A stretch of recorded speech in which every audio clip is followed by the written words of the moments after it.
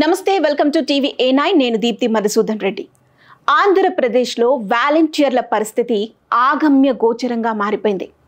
అసలు వాళ్ళు ఉంటారా లేరా, వాళ్ళని కొనసాగిస్తారా లేదా అన్న నేపథ్యంలో అసలు ఆ వ్యవస్థే లేదని తేల్చి చెప్పేసింది ప్రస్తుత కూటమి ప్రభుత్వం. అసలు ఆ వ్యవస్థ లేదని స్వయంగా ఆ శాఖకు సంబంధించిన మంత్రే చెప్పేశారు. అదేంటి, స్వయంగా ఈనాటి ముఖ్యమంత్రి అయినటువంటి చంద్రబాబు నాయుడు ఆనాడు వైసీపీ గవర్నమెంట్ అధికారంలో ఉన్న సమయంలో స్వయంగా ఆయన బహిరంగ సభ ఏర్పాటు చేసి మరి వాలంటీర్ వ్యవస్థను కొనసాగిస్తామని, వారి గౌరవ వేతనాన్ని 5,000 నుంచి 10,000 పెంచుతామని చెప్పారు కదా, మాట ఇచ్చారు కదా. ఏంటి ఈరోజు అసలు ఆ వ్యవస్థే లేదని చెప్పారే అని అనుకున్న నేపథ్యంలో అసలు ఈ వ్యవస్థ లేకపోవటానికి ప్రధాన కారణం జగన్మోహన్ రెడ్డి అన్నారు. ఆయన 2023 ఆగస్టున ఈ వ్యవస్థని రెన్యువల్ చేయాల్సింది ఉండగా ఆ వ్యవస్థ రెన్యువల్ చేయకపోవడంతో దాదాపు 8 నెలల పాటు అసలు ఆ వ్యవస్థ లేకపోయినప్పటికీ కూడా ఆ వ్యవస్థ ద్వారా విధులు నిర్వహించారు. అసలు జగన్మోహన్ రెడ్డి అధికారంలో ఉన్న సమయంలోనే ఆ వ్యవస్థ పూర్తిగా నీరుగారిపోయింది అని చెప్పారు ప్రస్తుత గవర్నమెంట్. సరే, జగన్మోహన్ రెడ్డి తప్పు చేశాడు.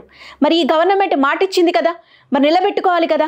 ఇప్పటి వరకు ఇచ్చిన మాటలన్నీ నిలబెట్టుకుంటూ వస్తుంది. చెప్పిన 6 స్కీమ్స్ని కూడా ఒకదాని తర్వాత ఒకటి అన్నట్టుగా ఇంప్లిమెంట్ చేస్తూ వస్తుంది కదా. మరి వాలంటీర్ వ్యవస్థ కూడా కొనసాగించాలి కదా. మరి ఈ వ్యవస్థ పైన ఎందుకంత వ్యతిరేకత? ఎందుకు అనంటే గత ప్రభుత్వం ఉన్న సమయంలో ఈ వ్యవస్థ ప్రస్తుతం ఉన్న గవర్నమెంట్కి యాంటీగా పనిచేసింది. సరే, అందులో కొంతమంది యాంటీగా పనిచేశారు అనుకుందాం. మిగతా వాళ్ళు అయితే బాగానే ఉన్నారు కదా. అసలు ఏ పాపం తెలియని వాళ్ళు ఉన్నారు కదా, మరి వాళ్ళకైనా న్యాయం చేయాలి కదా.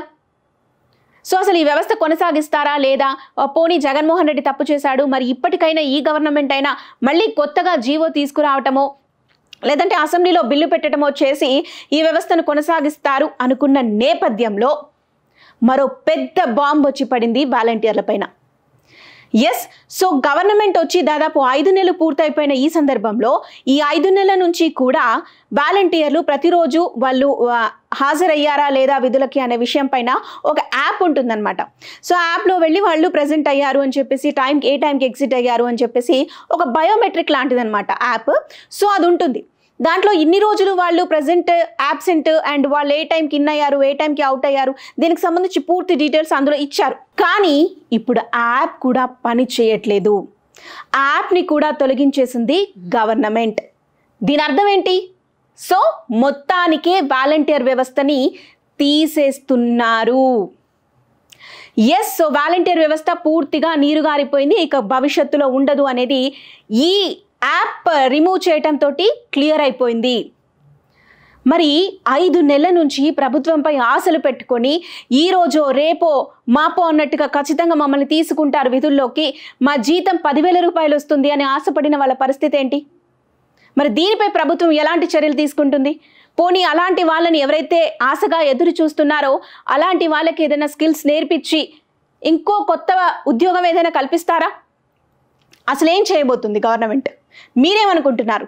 మీ ఒపీనియన్ని కామెంట్ రూపంలో మాకు తెలియజేయండి.